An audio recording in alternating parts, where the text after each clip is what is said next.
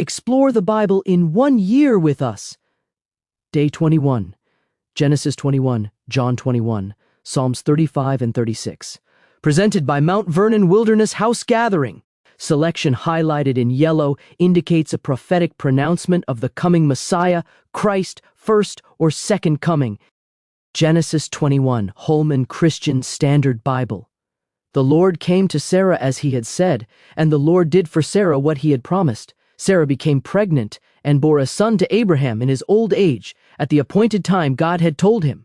Abraham named his son who was born to him, the one Sarah bore to him, Isaac. When his son Isaac was 8 days old, Abraham circumcised him, as God had commanded him. Abraham was 100 years old when his son Isaac was born to him. Sarah said, "God has made me laugh, and everyone who hears will laugh with me." She also said, "Who would have told Abraham that Sarah would nurse children? Yet I have borne a son for him in his old age." The child grew and was weaned, and Abraham held a great feast on the day Isaac was weaned. But Sarah saw the son mocking, the one Hagar the Egyptian had borne to Abraham. So she said to Abraham, "Drive out this slave with her son, for the son of this slave will not be a co-heir with my son Isaac." Now this was a very difficult thing for Abraham because of his son. But God said to Abraham, "Do not be concerned about the boy and your slave. Whatever Sarah says to you, listen to her, because your offspring will be traced through Isaac. But I will also make a nation of the slave's son, because he is your offspring." Early in the morning, Abraham got up, took bread and a water skin, put them on Hagar's shoulders, and sent her and the boy away. She left and wandered in the wilderness of Beersheba. When the water in the skin was gone, she left the boy under one of the bushes. Then she went and sat down nearby, about a bowshot away, for she said, "I can't bear to watch the boy die." So as she sat nearby, she wept loudly. God heard the voice of the boy, and the angel of God called to Hagar from heaven and said to her, "What's wrong, Hagar? Don't be afraid, for God has heard the voice of the boy from the place where he is. Get up. Help the boy up and support him, for I will make him a great nation." Then God opened her eyes, and she saw a well of water. So she went and filled the water skin and gave the boy a drink. God was with the boy, and he grew. He settled in the wilderness and became an archer. He settled in the wilderness of Paran, and his mother got a wife for him from the land of Egypt. At that time, Abimelech, accompanied by Phicol, the commander of his army, said to Abraham, "God is with you in everything you do. Swear to me by God here and now that you will not break an agreement with me or with my children and descendants. As I have been loyal to you, so you will be loyal to me and to the country where you are a foreign resident." And Abraham said, "I swear it." But Abraham complained to Abimelech because of the water well that Abimelech's servants had seized. Abimelech replied, "I don't know who did this thing. You didn't report anything to me, so I hadn't heard about it until today." Abraham took sheep and cattle and gave them to Abimelech, and the two of them made a covenant. Abraham separated 7 ewe lambs from the flock, and Abimelech said to Abraham, "Why have you separated these 7 ewe lambs?" He replied, "You are to accept the 7 ewe lambs from my hand, so that this act will serve as my witness that I dug this well." Therefore, that place was called Beer-sheba, because it was there that the two of them swore an oath. After they had made a covenant at Beersheba, Abimelech and Phicol, the commander of his army, left and returned to the land of the Philistines. Abraham planted a tamarisk tree in Beersheba, and there he called on the name of Yahweh, the everlasting God. And Abraham lived as a foreigner in the land of the Philistines for many days.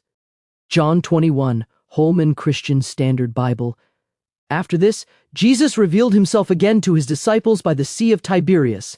He revealed himself in this way: Simon Peter, Thomas, called twin, Nathanael from Cana of Galilee, Zebedee's sons, and 2 others of his disciples were together. "I'm going fishing," Simon Peter said to them. "We're coming with you," they told him. They went out and got into the boat, but that night they caught nothing. When daybreak came, Jesus stood on the shore. However, the disciples did not know it was Jesus. "Men," Jesus called to them, "you don't have any fish, do you?" "No," they answered. "Cast the net on the right side of the boat," he told them, "and you'll find some."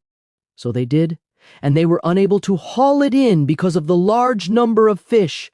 Therefore the disciple, the one Jesus loved, said to Peter, "It is the Lord." When Simon Peter heard that it was the Lord, he tied his outer garment around him, for he was stripped, and plunged into the sea. But since they were not far from land, about 100 yards away, the other disciples came in the boat, dragging the net full of fish. When they got out on land, they saw a charcoal fire there, with fish lying on it and bread.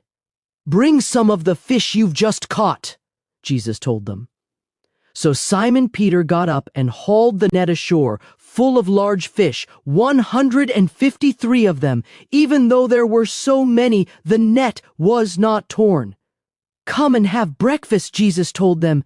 None of the disciples dared ask him, "Who are you?" because they knew it was the Lord. Jesus came, took the bread, and gave it to them. He did the same with the fish. This was now the third time Jesus appeared to the disciples after he was raised from the dead.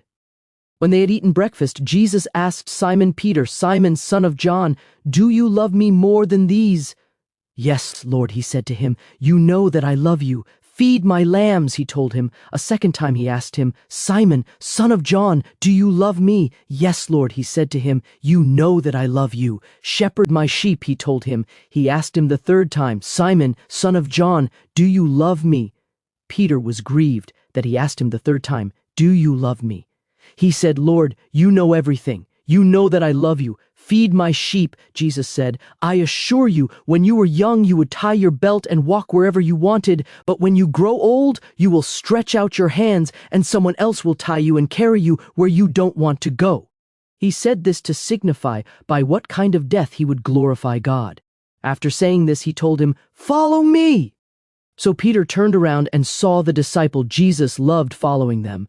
That disciple was the one who had leaned back against Jesus at the supper and asked, "Lord, who is the one that's going to betray you?" When Peter saw him, he said to Jesus, "Lord, what about him? If I want him to remain until I come," Jesus answered, "What is that to you? As for you, follow me." So this report spread to the brothers that this disciple would not die. Yet Jesus did not tell him that he would not die, but, "If I want him to remain until I come, what is that to you?" This is the disciple who testifies to these things and who wrote them down. We know that his testimony is true, and there are also many other things that Jesus did, which, if they were written one by one, I suppose not even the world itself could contain the books that would be written. Psalm 35, Holman Christian Standard Bible. "Oppose my opponents. Lord, fight those who fight me. Take your shields, large and small, and come to my aid. Draw the spear and javelin against my pursuers, and assure me I am your deliverance. Let those who seek to kill me be disgraced and humiliated. Let those who plan to harm me be turned back and ashamed. Let them be like chaff in the wind, with the angel of the Lord driving them away. Let their way be dark and slippery, with the angel of the Lord pursuing them. They hid their net for me without cause. They dug a pit for me without cause. Let ruin come on him unexpectedly, and let the net that he hid ensnare him. Let him fall into it, to his ruin. Then I will rejoice in the Lord. I will delight in his deliverance. My very bones will say, Lord, who is like you, rescuing the poor from one too strong for him, the poor or the needy from one who robs him. Malicious witnesses come forward. They question me about things I do not know. They repay me evil for good, making me desolate. Yet when they were sick, my clothing was sackcloth. I humbled myself with fasting, and my prayer was genuine. I went about grieving as if for my friend or brother. I was bowed down with grief, like one mourning a mother. But when I stumbled, they gathered in glee. They gathered against me. Assailants I did not know tore at me and did not stop. With godless mockery they gnashed their teeth at me. Lord, how long will you look on? Rescue my life from their ravages, my only one from the young lions. I will praise you in the great congregation. I will exalt you among many people. Do not let my deceitful enemies rejoice over me. Do not let those who hate me without cause look at me maliciously. For they do not speak in friendly ways, but contrive deceitful schemes against those who live peacefully in the land. They open their mouths wide against me and say, Aha, aha, we saw it. You saw it, Lord. Do not be silent. Lord, do not be far from me. Wake up and rise to my defense, to my cause, my God and my Lord. Vindicate me, Lord my God, in keeping with your righteousness, and do not let them rejoice over me. Do not let them say in their hearts, Aha, just what we wanted. Do not let them say, We have swallowed him up. Let those who rejoice at my misfortune be disgraced and humiliated. Let those who exalt themselves over me be clothed with shame and reproach. Let those who want my vindication shout for joy and be glad. Let them continually say, The Lord be exalted. He takes pleasure in his servants' well-being, and my tongue will proclaim your righteousness, your praise all day long. Psalm 36. Holman Christian Standard Bible. An oracle within my heart concerning the transgression of the wicked person. There is no dread of God before his eyes, for in his own eyes he flatters himself too much to discover and hate his sin. The words of his mouth are malicious and deceptive. He has stopped acting wisely and doing good. Even on his bed he makes malicious plans. He sets himself on a path that is not good and does not reject evil. Lord, your faithful love reaches to heaven, your faithfulness to the clouds. Your righteousness is like the highest mountains, your judgments like the deepest sea. Lord, you preserve man and beast. God, your faithful love is so valuable that people take refuge in the shadow of your wings. They are filled from the abundance of your house. You let them drink from your refreshing stream, for with you is life's fountain. In your light we will see light. Spread your faithful love over those who know you, and your righteousness over the upright in heart. Do not let the foot of the arrogant man come near me, or the hand of the wicked one drive me away. There the evildoers fall. They have been thrown down and cannot rise.